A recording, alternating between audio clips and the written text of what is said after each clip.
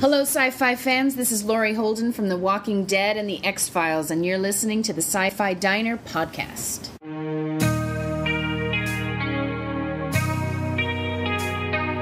You're listening to the Sci-Fi Diner podcast, serving the latest news in sci-fi multimedia. And now your hosts, Scott and Miles. Your table is ready.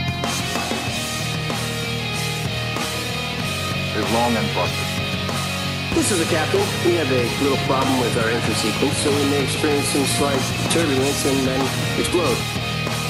I got a bad feeling about this. Walter, put the cow away, would you? What is this place? It's a freak show.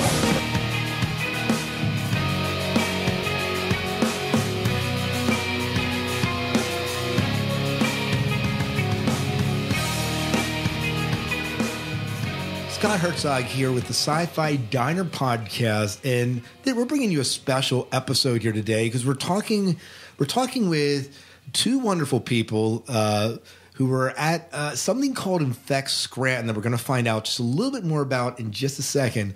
With me in the line is Jay Smith. Welcome, Jay, to the show. Hey, Scott.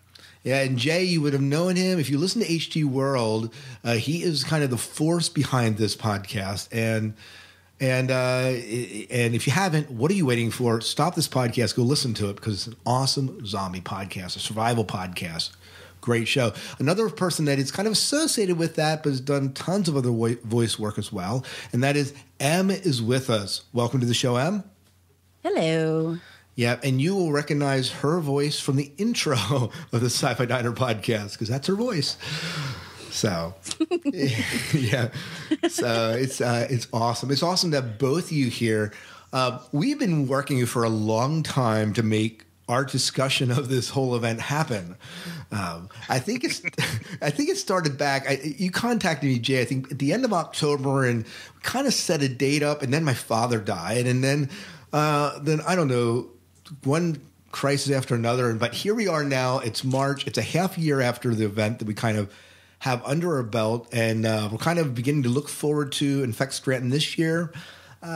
Tell us, guys, a little bit about Infect Scranton. I mean, what is this like? What is this con about? Well, the event was so awesome that even 6 months later, we can still talk about it. That's pretty awesome. Absolutely. So tell me about Infect Scranton. Infect Scranton was a unique opportunity for us as a zombie audio drama series to reach out to people who are fans of the genre, but who aren't necessarily aware of podcasting or even that audio drama was still a medium. So when the opportunity came about, I asked several of the cast members who live between Washington, D.C. and Boston if they want to spend the day and preach the goodness of HG World to the masses, and a good number of them agreed. So I got in touch with the convention runner, Shannon, and she single-handedly organized this event and reached out and networked to public figures in Scranton and private businesses, got a bunch of money together, and just had this weekend celebration of the zombie phenomenon. So it was the most electric and fantastic atmosphere I've experienced at a convention, and I think since I was a teenager. So we were really excited about meeting the people who were there at the ground floor when George Romero was producing his first zombie movies, to the fantastic cast of The Walking Dead, and just sharing that vibe, that love of dead things coming back to life and eating other things. So it was a great experience. Em was one of our interviewers. She and Tracy Hall were able to go through and meet some of these people, and I actually kind of shied away because I had a fan moment where all of these people I grew up with who are in these films are right there, and they're being so cool to us, and I'm just not worthy to talk, can't speak. But Em was able to go out with Tracy and get some great interviews. Well, I want to asterisk that I held the recorder because Tracy was immense. She was on fire, and so I was more I was the key grip. I did ask a couple of questions, but she was just on rapid fire. She was in full fan mode, but she was able to contain herself because I'm still kind of new to the zombie world. My first really foray into it was being involved with HG World. And so I just started learning about all these people. And I had, as soon as they started talking, I had that moment of, oh my God, you're famous. And it just went downhill from there. But I held that microphone like a champ. They were very accessible too. They were really willing to talk about their acting career. It was great because, you know, we go to these conventions, and I think, Scott, you and I talked about this a couple times at like Balticon or PhilCon, where it almost seems like when we go to these conventions, we're talking to other podcasters. And our audience are people who are either also doing podcasts or people who are interested in podcasting. This was an event where families came out. Just moms and dads in zombie makeup, and they're pushing toddlers in zombie makeup and strollers, and guys in military fatigues. We're adorable. And we set up a table there, and what was great was Mike Stokes, our engineer, had a laptop and one of his microphones, and people just sat down and gave us their best zombie noises in exchange for cookies or DVDs of the show. And they just had a great time. So, you know, zombie screeches, the screams, and, well, the screams were great until the cops told us not to do that anymore. But the rest of it was awesome. And, but it got a lot of attention. We met a lot of great people, too. Yeah. Well, you know, one of the things that we probably should establish here is we have, and we're going to have to remedy this sometime, but Jay Smith, we've never had you on to talk about HG World on our podcast. It may be helpful for our listeners who are kind of tuning into this to find out just a little bit about HG World itself. Well, until that time, they can go to goodmorningsurvivors.com and get an idea of our show and give it a listen. Yeah. And we've had, was it Todd Rage on? So he's talked a little bit about it, but. Yeah. So, Keith the Canado. He was also at the convention, had a great time. Yeah, we'll be chatting with him Tuesday on our What is Science Fiction podcast. So he'll be very on. Cool. So very accessible. And how did you kind of worked through these interviews? How did this all kind of transpire? Were you like in one room, jumping from table to table to table? Was the interviews all done at one time? I mean, how did this work? They kind of set us up in the lunchroom of this high school, which if you're going to throw a zombie con and put up all this, there's a Humvee in the front and people are grilling and it looks like you're all trying to survive a zombie apocalypse. That was amazing to do it in a high school. So it was very cool. So in the lunchroom, all these tables were set up with vendors and with all of the talent. And Tracy and I just made our way from table to table to table. And we asked them, hey, tell them what we were doing. Do you mind giving us a few minutes? And some folks were really, really obliging and gave us like 20 minutes or wanted to come back. Hey, can we talk later? Some folks were kind of on a time limit, which was okay because there were people queuing up and we didn't want to hog their time. Some people were with their parents. Some of the stars are the younger ones from The Walking Dead, and we definitely cleared it with them. And their parents were great. When we told them what we were doing, they were wonderful. They talked about everything and anything, and they were just so welcoming. And it wasn't just with us; it's with everybody, with the fans and with the people who are working there. They were just really pleased to be part of it and gracious, and that's just immense. I'm grateful that they were that accommodating. As far as the convention goes, you mentioned that it was the stars here being very accessible. Sometimes at conventions there's this distance between the stars and the fans, but it sounds like from what you're saying that these stars came expecting to kind of rub shoulders with the fans. Oh yeah. Jim Crute gave me the biggest hug. He's so cuddly. He was just lovely. I think Sharon Ciati, also from oh my God, Dawn of the Dead. She also gave us big hugs. And then the dude, the machete zombie. Leonard Lies. Yes, he was a little cuddlier than normal. But hey, it happens. People are friendly. What are you going to do? Everyone was just so nice. It was great. I will point out that I'm almost positive IronE Singleton was there, and he was probably one of the higher listers. He was in the main cast of The Walking Dead, and he was walking around and shaking hands and getting to know people's names. And I know at this point we can look back and go, he had to know the fate of his character at that moment. He couldn't say a thing, and he was just pimping the hell out of the show. Some of us haven't. We're not. Some of us aren't caught up yet. Well, I'm How not far are saying you what back? that face is. We're talking like a half a season now. So if you haven't caught up, I know. If I haven't watched it by now, it's I'm. It's fine. It's fine. It's my own damn fault. yeah. Well, But go ahead. Talking with IronE was it just made it a family kind of intimate convention. Like we're all there as fans of the genre, as opposed to we're all here to pay $20 to get our photo taken with somebody.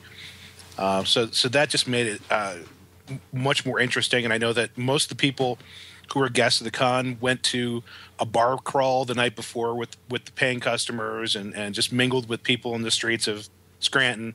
So, it was very much one of those conventions where there's no pretense, and the celebrities are on the same level as the paying customers. So it was a very, very cool experience. But in Scranton, of all places. Yeah, I mean, it's kind of cool. Now, was this the first year for it? Has it run before? This was the first year. Yeah. So the inaugural year, and so for a first year run convention, what was well run. I mean, how do you experience from the convention? I know you said the guests were accessible. How did the convention feel as far as it was run? As far as how well it was run, I guess it was very apparent that they were still working out the kinks, but. I think they took a lot of the bumps in the road more seriously or dire than I think everybody else did. Clearly, this was one of their first productions as far as a convention went. Right. And in terms, I've been to conventions where things nearly imploded, and they've been there for years. I think just for the leadership of this convention, it held everything together. They all had a common purpose and mission. So you got that sense that there was a definite drive and a passion to get it done right. And do you think people going there knowing it's the first year for it, maybe there's also a little bit of forgiveness, I think, in that people come through, they say, well, this is the first year for the convention. If everything doesn't quite go the way I think it might or should, that's okay.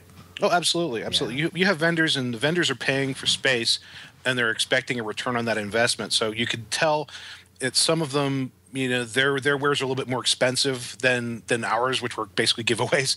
So they would start rolling up the carpet and taking down the tent a little bit earlier. But for the most part, we were there, I think, and we were there later than the close, right?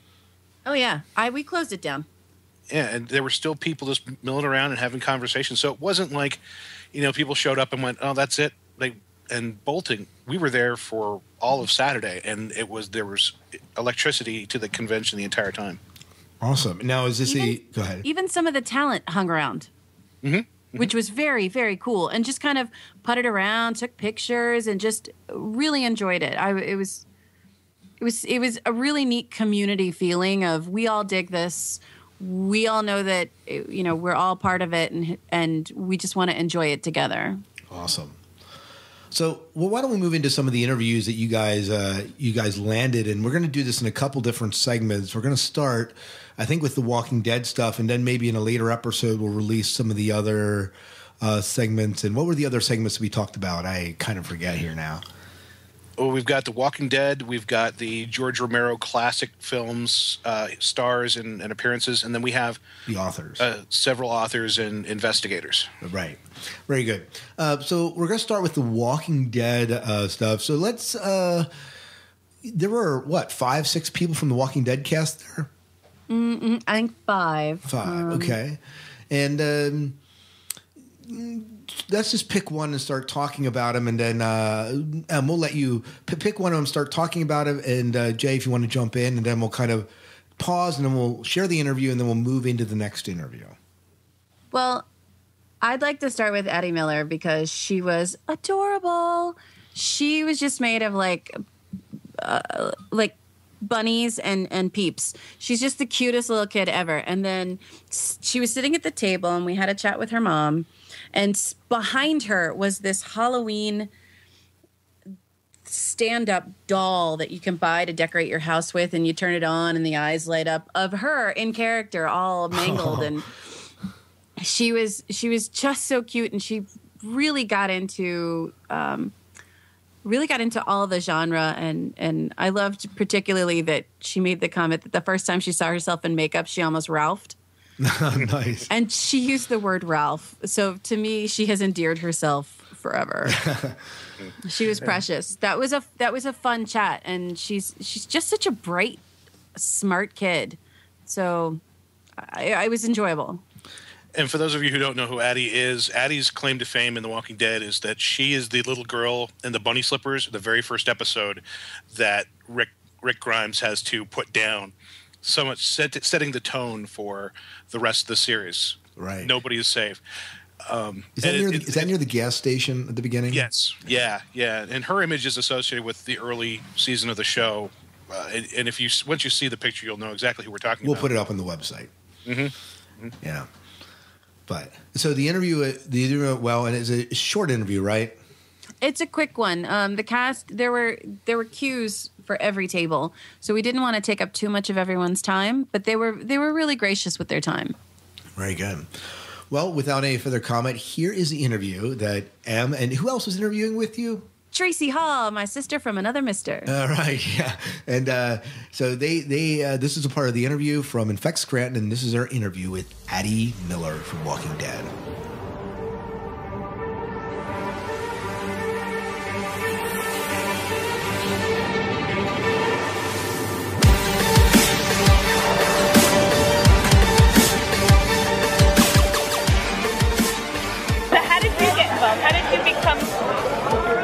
You're not Addy Miller. How did you become this little girl? Okay. So, it's not hard becoming a zombie, really. Really? They had to put me through zombie school. Oh, what do you do at zombie school? They show you a bunch of videos, and Greg was there, so and zombie coordinator, who showed us how to walk and run like a zombie. And then there was zombie obstacle courses. That was the best part. Like yes. what? They had us go through like a maze of chairs, and if we hit a chair, oh well, keep going forward. Oh, wow. Yeah, it was hard. Because I guess that's what zombies do, right? It doesn't matter what they hit. It's the only one that knocks over a chair. Oh, yeah? Well, I've got to say, you are beautiful, but this is so disturbingly good.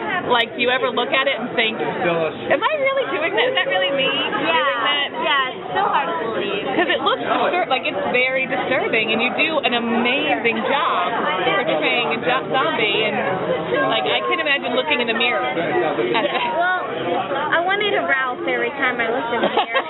That's like the quote of the day. That is awesome. The quote of the day. That's you are awesome. Day. How old are you? I'm 12. You are amazing.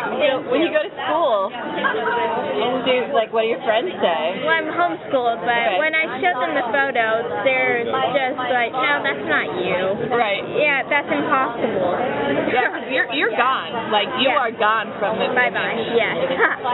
So, were you a horror fan, or are you now a horror fan? I'm now a horror fan, but before I had a lot of nightmares of, like, whenever I watched the Scream movie. Oh, well, yeah. Well, my dad pulled a prank on me one day after watching the Scream, because he went and had a costume. He's had it for years.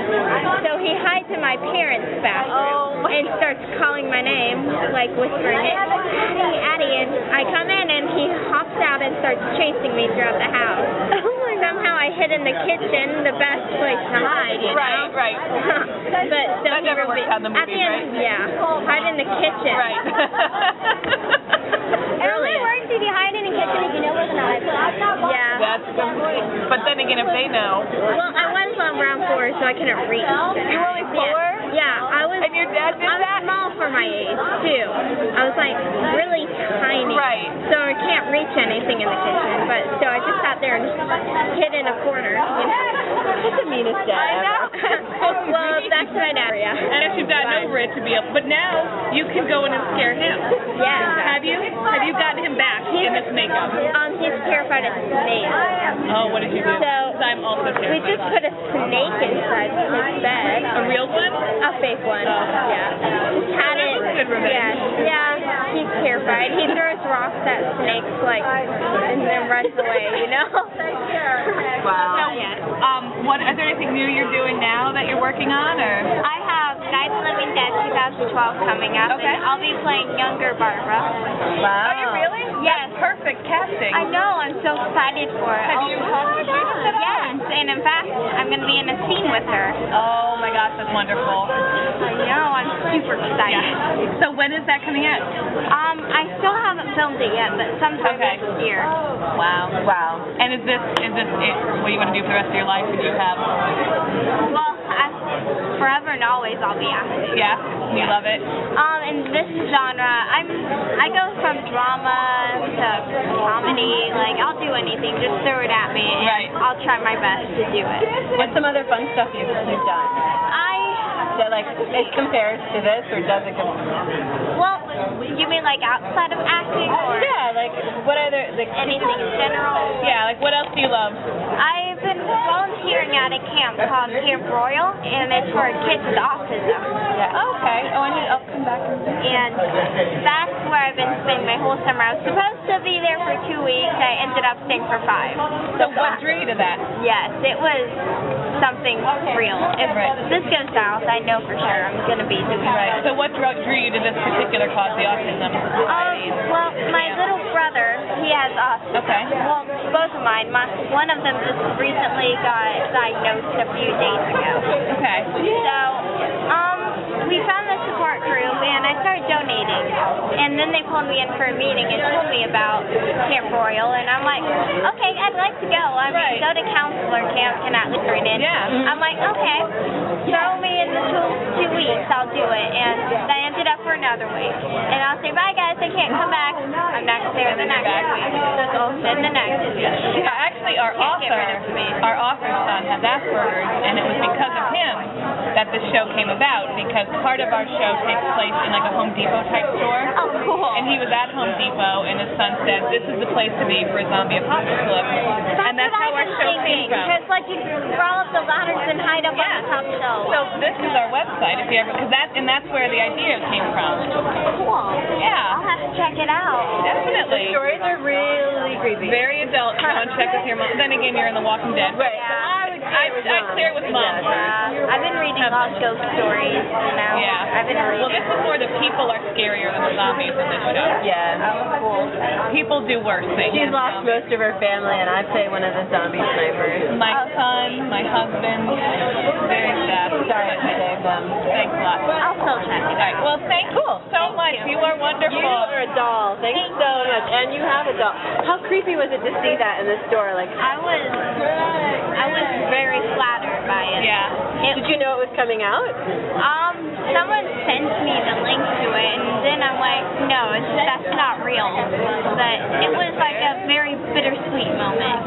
Yeah. Yeah. Awesome. Well, thanks again. Thank you. Bye. So you met some other people from Walking Dead as well. Tell me about another person you had a chance to chat with from Walking Dead.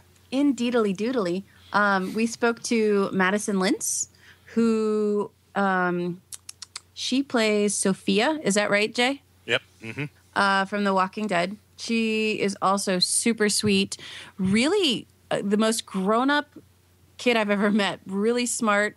Her dad apparently let her, as soon as she got the role, she sat down and watched a bunch of zombie movies, but with her dad by her side, which was kind of neat. I dig that. That was my takeaway from it, that her folks were really into it as well. It's another quick one because there was a queue behind us and we didn't want to take up too much time. Really, really just, again, accommodating, funny. She had her little BFF there with her who was, I think, a little bit bored because she didn't like zombies, but not everyone has to. It's totally okay. Yeah. Well, and isn't the whole Sophie role? That's the one where in season 2 is kind of the hunt for Sophie, right? Is that the one? Yeah, that dragged on forever and ever. Yes. Right. Yes. But yeah, and then you see her come out at the barn. It wasn't one of the very final episodes. Is that right? It was a very important and powerful moment for the series and a good turnaround. Yeah. Especially if you're a fan of the comic book, you know this is kind of Walking Dead Earth 2. So none of the rules from the comic book apply. So that was a big shocker for those of us who are fans of the book. Right. And a great moment just when that happens. So, yeah. Well, very good. Anything else about Madison?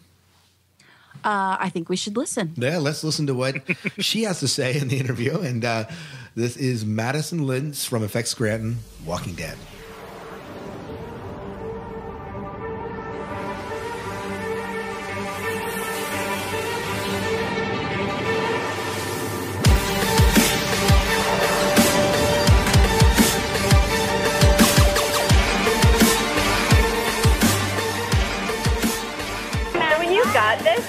Did you know what was going on with this show, or were you like, sure, let's do this? I booked the TV show, and I was just excited to be on a TV show because it was my first big role.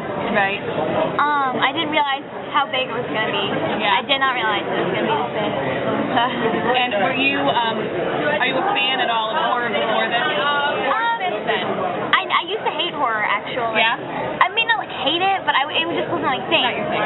So after I was on Walking Dead for a few seasons, I'm now like a huge horror fan. I've seen all the paranormals. Like, I love the paranormal activities. There's 3 times your age. I can't get through those. I know. I can't get through the commercials for paranormal activity. I love them so much. So is there anything that's ever been especially terrifying to you? Apart from, makeup, I guess.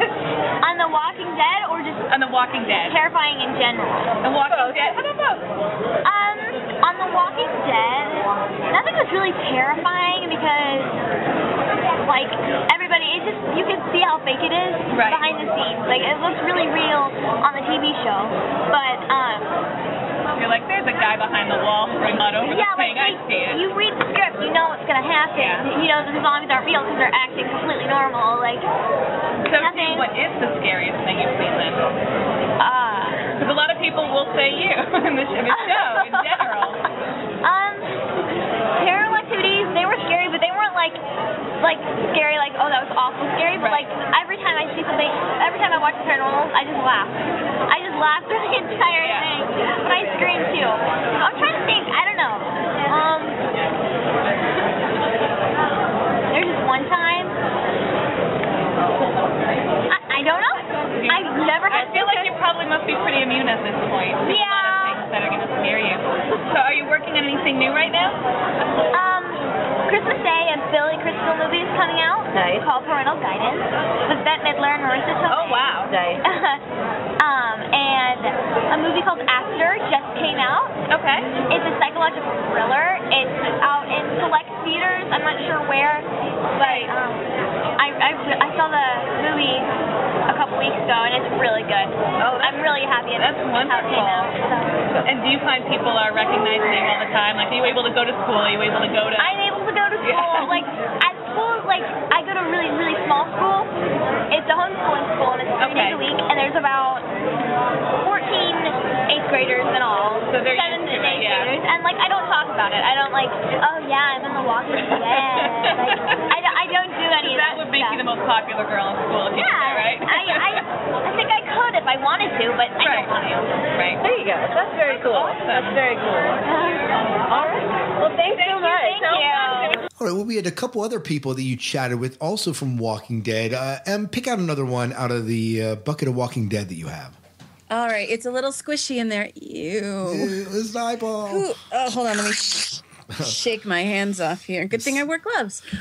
Keisha Tillis, who just a very, very, again, another... So I'm going to repeat myself a lot. Big cues to talk to everybody. Right. Really nice.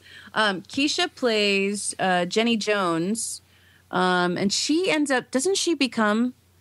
she becomes a zombie, and then her husband puts her down, right? No, actually, close. Keisha plays Jenny Jones, who is Morgan Jones' wife. And in the first episode, we run into Morgan and his son Dwayne living in a house where they rescue Sheriff Grimes. And the moral question is, can Morgan put his wife down? She's already become a zombie, and she haunts the house basically. It informs Morgan's character. We don't see Morgan after that until this season, right? But she has a very, very important role. I was going to say they go back to visit Morgan for a little bit this season. Yeah. Kind of a surprise. Very, very different kind of guy. But unfortunately, we don't get to see Keisha again. But if you look at the photos from the convention, she is a very talented, very stunning woman, and it was great that she had some time to talk with us. Yeah, very good. I've seen her kind of as I've seen her on TV a couple times, and she's beautiful, absolutely beautiful. And then when I looked at the table, they had the makeup of her, pictures of her in makeup. I was stunned. It was so well done, so well done. She's kind of new in the world. I'm looking at her IMDb, and I know I have seen her before. And you'd recognize her, but it's very iconic that picture of her all zommed up. Oh yes, absolutely. It's very interesting that the people who we're talking to, they don't have large roles within The Walking Dead, but they have key roles. They are memorable zombies. I was going to say iconic roles that they have moments where you're like, oh yes, like in Sophia's case, you knew who she was, and even in Addy's case, that opening scene, phenomenal. And this is just another one where it's the zombies where people have to make moral choices. You remember them. Mm-hmm. Absolutely. So, this is our interview with Keisha Tillis, and this is that pronouncing it right? Keisha Tillis? I hope so. Okay, yeah.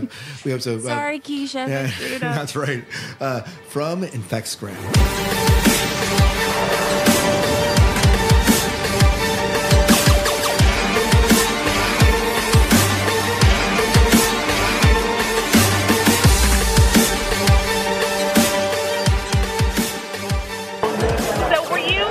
Zombie fan before the show? No? What about now? I am. Even after this? I mean, oh my gosh, my heart breaks for the zombie. Even though it's me, it was just the circumstances surrounding, the material was just awesome the way it was put together, and it made me cry, guys. Right. Well, yeah, how could you not? I know. Both characters, you and your husband. And the son, the little boy. Yeah. Right. So, there you go. I'm a fan of zombies now. Plus, I've seen a lot of zombies come in here. I'm like, dude, some of this makeup is like way awesome. Oh, yeah. It's amazing. Now, was it the show, or was there a particular movie that you were like, you had me at zombie?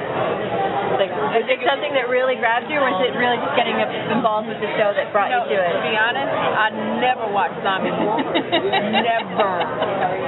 In fact, I purposely did not watch anything zombie because I wanted to be original. Yeah. Nice. Excellent. How long did all of this take to do that to your beautiful face? Makeup? Like, did you have to go in at 4 o'clock in the morning every day? Oh, gosh. Actually, this thing was done in a 16-hour day. Okay. And it took a few hours to put makeup on, and I had contacts in my eyes like practically all day. It was crazy. Were you ever tempted to leave the set like that just to see what would happen? Run to Starbucks. Dude, when I was filming one of these scenes, a lady and her daughter was walking on the opposite side of the street. Oh, no. And it was just the way she looked, like, what the? Because they knew that we would be filming in the area, but they were just captivated by all the zombies. Yeah. Right. It's got to be disturbing. You come home from work and see that? Right. Yeah, across the street in your neighborhood. Yeah. I'm pretty sure that little girl had nightmares for days. Like, I'm never going outside again. Then you did your job well. That's it. There you go. So do you have anything new you're working on? I've worked on a few things since then.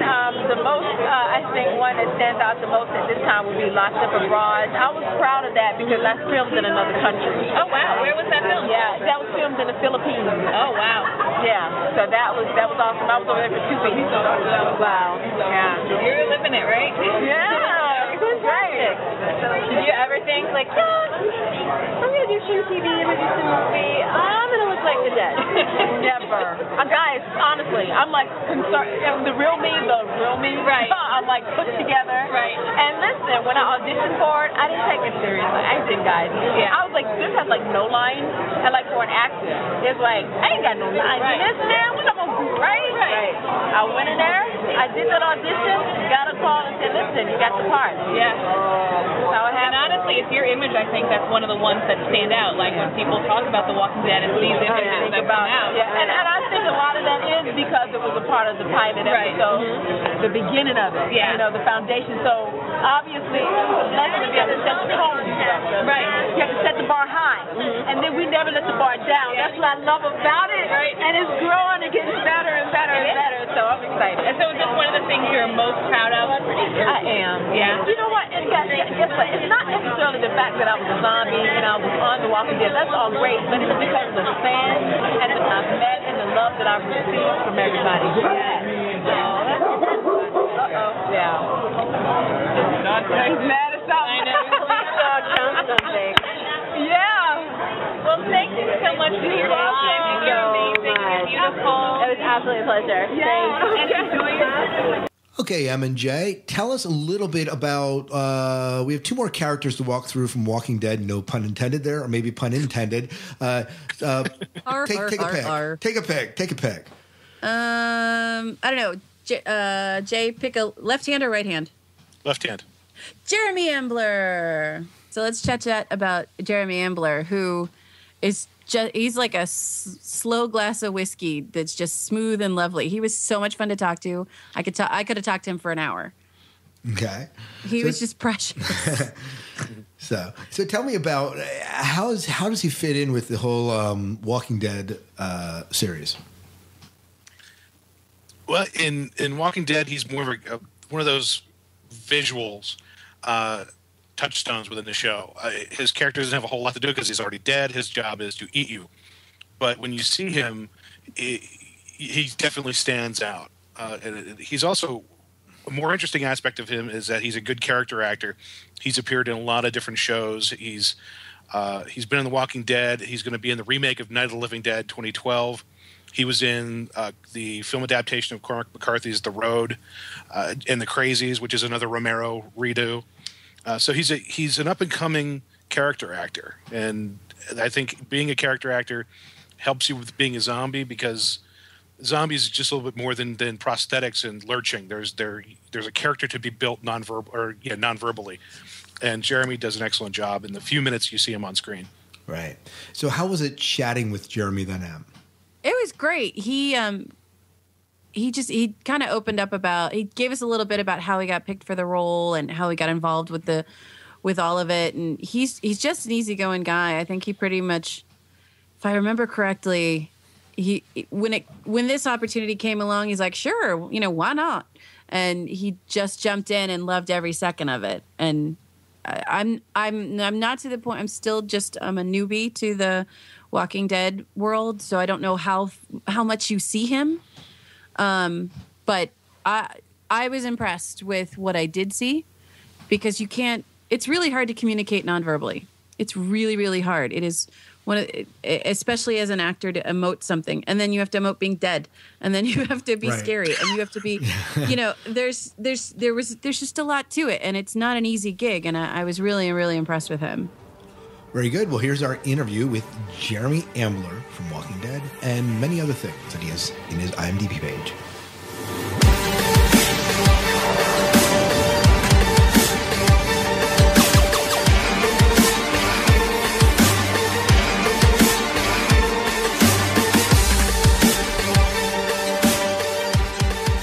So how do you feel when you look in the mirror and you're dressed like that? Well, when we in the makeup chair, I didn't really know what I was going to look like, So, as I'm sitting there for 2.5 hours, I just see them just apply these pieces on. And by the time I'm done, I'm floored because it's like, whoa, And then once you get the teeth and you get the contact lenses in there too, it's crazy. It's just a whole different experience. Have you given yourself nightmares? No. Because I think you have probably given many people nightmares. I'm sure I have. Yeah. And were you a zombie fan before this, or was this kind of like an entry? Yes, I was a zombie fan. I grew up on Night of the Living Dead, which even though it was black and white, it still scared me. And, and just from there, with the other, like, the classic Universal monsters, Frankenstein, Dracula, all that stuff I used to watch growing up, and Freddy Krueger, all that stuff. Right. So it's kind of wild to be a part of something so big, such as The Walking Dead and some of these other films that I've been in, like The Road, The Crazy. So is there anything that scares you? Anything that scares me. I mean, it could be butterflies, or it could be a movie, or... No, not really. Growing up, I was scared of Freddy Krueger. I would actually, after watching that, I would actually have nightmares. Right. So, but other than that, growing up, no. Just Freddy Krueger. And are you doing anything else that you're working on, or anything Next year will be coming out the new Night of the Living Dead, which I'll be the cowboy zombie in it. And then I have James Franco's Child of God, which I'm in. Okay. And it's based on a book by Cormac McCarthy, The Road, which I was in, right. Yeah. And Killing Lincoln, which is a National Geographic TV movie. Right. That's great. He's going to be the narrator, and Bill O'Reilly wrote the book for him. And I play George Robinson, which is a stunt acting role. Right. So. Do you sleep? Do you? Well, the last person that we have to chat about and I guess share the interview with is IronE Singleton, who really developed into an iconic role in Walking Dead that kind of came to a head here in season 3. Season 3, right? And tell us a little bit about this interview with IronE, and Jay, if you want to throw in some commentary on his role in Walking Dead, that'd be great. IronE's character, T-Dog, started out really strong, and it almost felt like the writers forgot about him for several episodes. He just kind of stood there and nodded or shook his head. But toward the end, they started writing quality material for him, which just makes it a little bit sad how the rest of the season progressed for him. I was really warming up to him, and he was a great guy to talk with. He approached our table, asked us about what we were doing, and then he just kind of wandered off and carried a lot of people with him. He had a guest entourage with him, if for lack of a better word. Right. So a lot of people. Go ahead. It was kind of magnetic too, because as he walked around, he just kind of picked up floaters just got bigger as he kept walking around. That's a much better way of putting it. Thank you, Em. So, how was it chatting with him, Em? It was great. It was really great. He talked about how much fun it was being in the show. He talked about some of the other stuff he did. He talked about it just like everyone else with a genuine just love of all of it. Like he could just soak in this character until he got pruny and still would stay soaking in it, just with a passion. And that came across really well. He came around the table and he shook everyone's hands and he hugged everyone. And from my limited con experience, your interaction with a talent is usually between 24 to 36 inches of table. These people were really, it was with, they're 12 inches away. They come and they talk to you. They come and they hug you. They take a picture. Oh, sure, another picture. Sure, I'll sign that. He was memorable to me because he was just so warm and accommodating, and that big smile that I can sum it all up into one word: hubba. He was dreamy. I'm not gonna lie. Yeah, he was a little dreamy. But once I got all my girliness out of the way, it was really great talking to him. Yeah. So this interview happened in September, and Walking Dead season 3. Walking Dead hadn't really, even started yet, and right. He obviously had to know what was happening to his character this season. Wouldn't you say, Jay? I would think so. Yeah. Yeah. So. And we won't spoil it for Em, who hasn't watched season 3 yet. By now I should have, and so I believe in the 3-week grace period. If you haven't seen it in 3 weeks, then suck it. Yeah, spoilers are going to happen. Tough noogies for you, right? The problem is if you're on Facebook or Tumblr, you basically sign an agreement saying, I want to be spoiled the next day. Right. or even that night if you're on. So yeah. So, all right. Well, let's share the interview that we had with T-Dog. I like that name better, but with T-Dog and IronE Singleton, and from Infect Scranton and Walking Dead.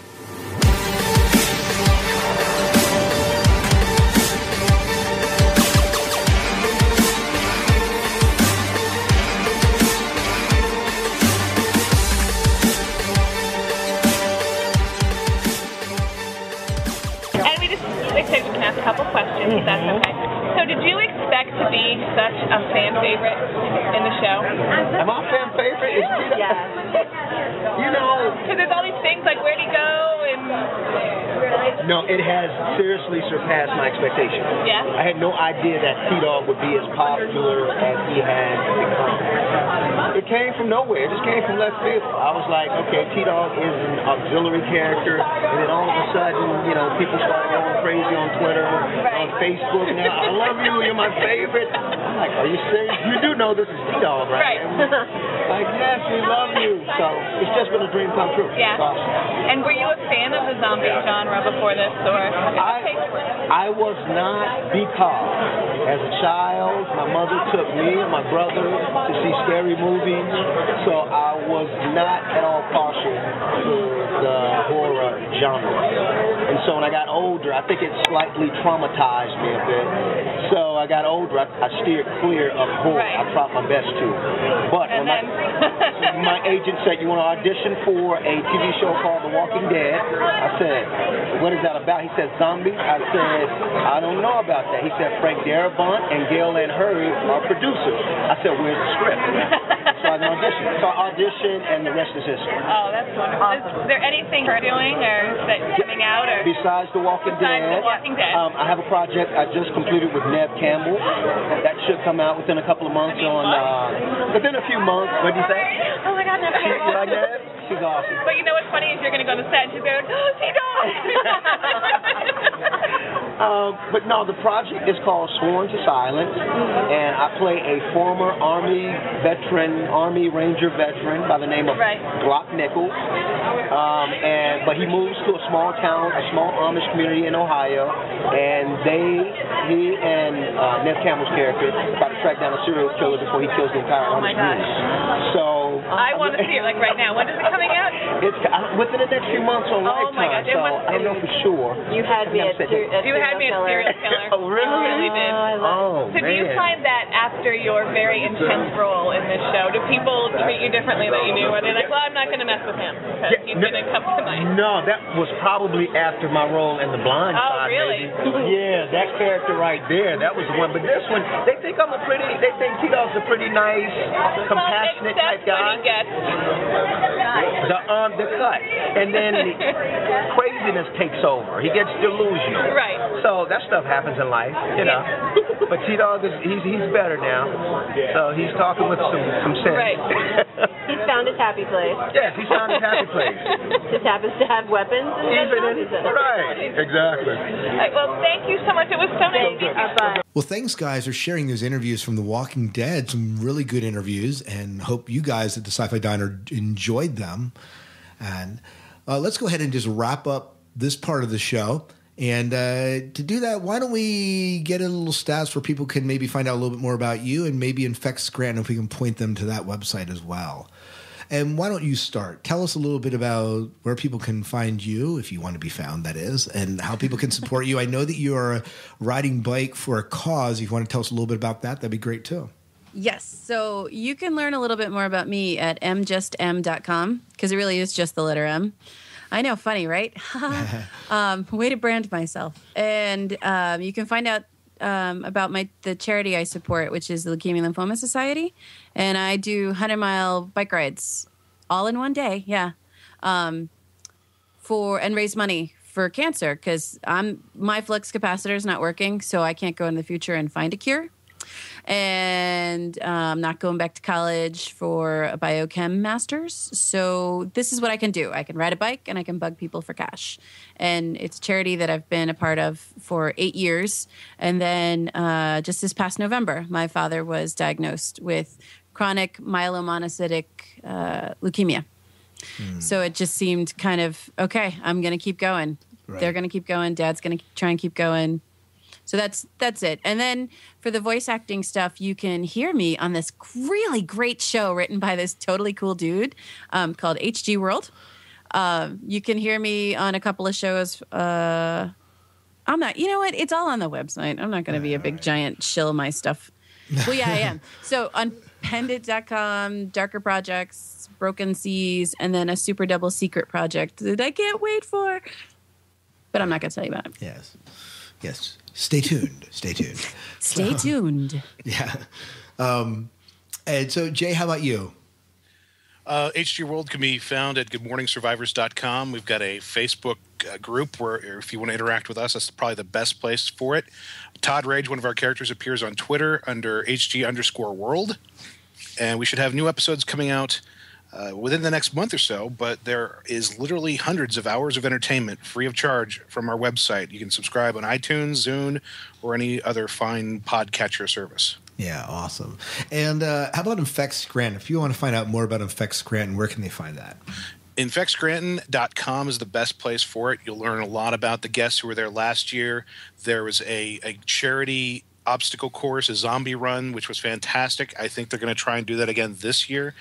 So get your registration in early and check out the cool stuff that happened there last year, because it's only going to be better this year. Yeah, awesome.